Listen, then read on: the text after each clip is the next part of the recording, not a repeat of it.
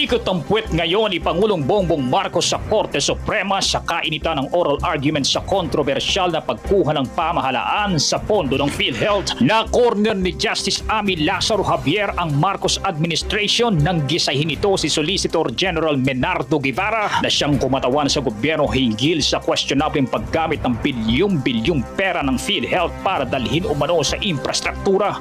Ang mga proyektong sinasabi ng gobyerno tulay na hindi pa nasisimulan, right of way at maintenance ng mga kalsada na paulit-ulit na umanong napondohan mula sa National Budget o General Appropriations Act ang sinupalpal ni Javier sa mukha ni Guevara. It is a fact that money was taken, billions, in fact 89 billion, although a little was restrained by the government, by the Supreme Court.